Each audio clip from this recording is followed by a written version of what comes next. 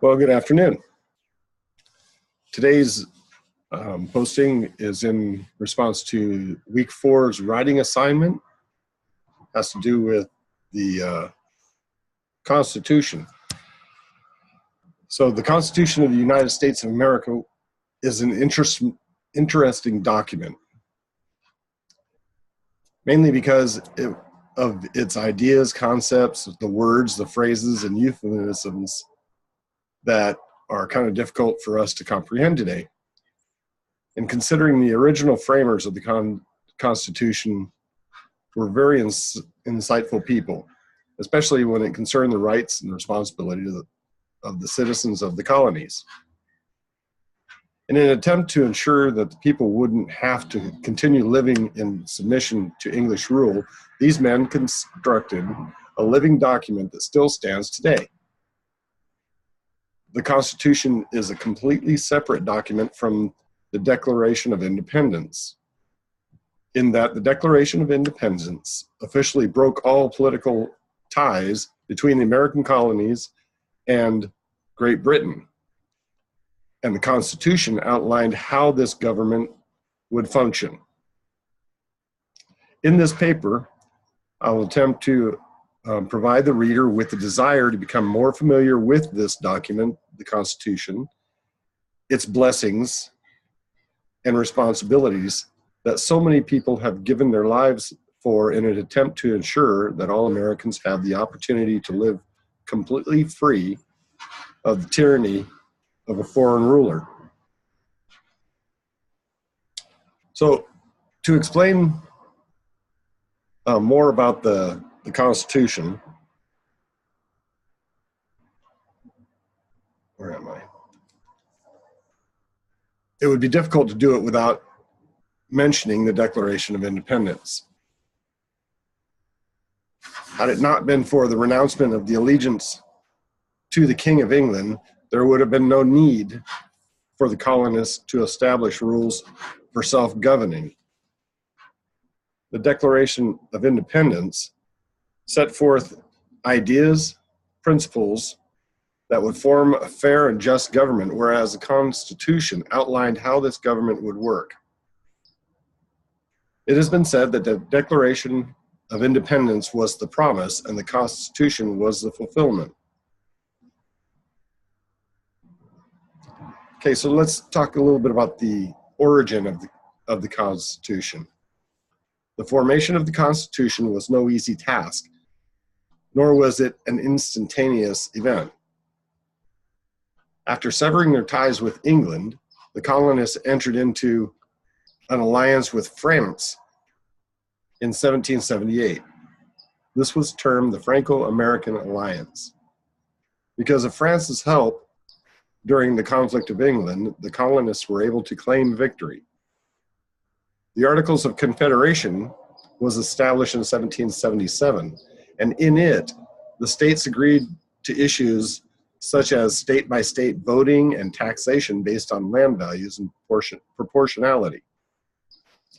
It is recognized that it was probably a hastily put together document, considering that they were still at war with Great Britain at the time. So they put this document together to put the thought that they were in control of themselves and self-governing. By the end of the war in 1783, it was clear that the new system was, as George Washington observed, a shadow without the substance. The dedicated group of men that made up the Constitution Convention met in a continuing attempt to formulate a document that would clearly define the outlines of new government, totally different guidelines than previously used. It's as if God's hand was clearly involved in every aspect of the formulation of this great country. There were many great people involved in the writing of the Constitution, from those involved in practicing the law, and clergymen and philosophers, as well as plantation owners and people involved in the shipping industry. They came from all various walks of life. During the Constitutional Convention, the very first order of business, the delegates unanimously chose George Washington as president of the convention. So formulating the Constitution, like I said, was no easy task, and that the framers had to take into consideration a lot of different issues and scenarios that possibly could have never been foreseen. Overall, the proceedings took approximately 3.5 months. That's a long time to be away from your family and your businesses. So of course, not all the members in attendance at the very beginning could stay for the entire time. Some people had to leave their businesses, their farms, and their practices just to be a part of this. The question put before us in the description of this paper was, is this Constitution a fixed or living document? So there are 5 sources that have guided the interpretation of the Constitution. The first one is the text and structure of the Constitution. The second is the intention of those who drafted, voted to propose, or voted to ratify the provisions in question. The third, prior precedents, usually judicial.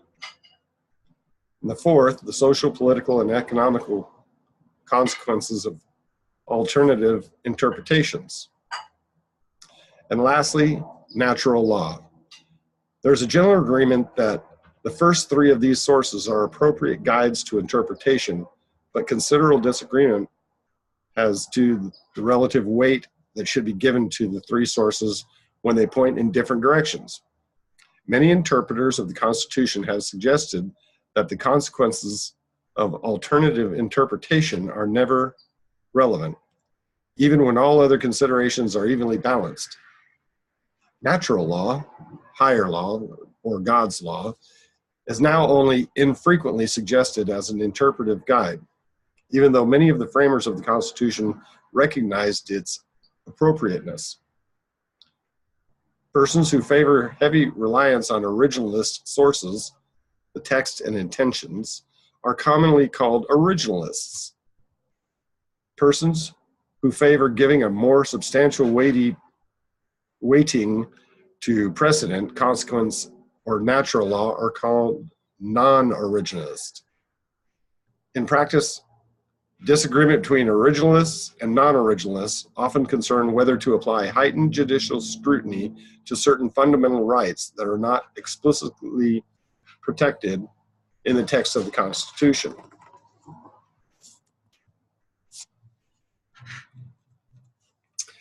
The fact is that these writers and authors were living in a first-hand experience of what they were proposing to establish and protect by recalling the things that were wrong with the system they were separating themselves from. The one thing to consider when reviewing the document is that we need to evaluate and interpret it as it was intended for its original audience. This is the position of originalists' perspective. In this view, the meaning of the Constitution was fixed at the time it was originally ratified. Where the meaning of the words is not clear, the judge must look exclusively to historical documents that reflect the common understanding of the words, the purpose of the clause, and the values predominant in society at the time of passage. No consideration of the modern understanding of words, purposes, and underlying values is appropriate. Originalists don't get influenced by his or her own judgments about fairness or social policy. They act accordingly to obedience to the written law as it was written. As far as the Constitution being a living document, there are those that would agree with that interpretation. A living document is one that evolves and changes over time and adapts to new circumstances without being formally amended. While it may be quite common that laws are being changed to adhere to the times, it doesn't ensure that the original intent of the framers is being taken into consideration. So it seems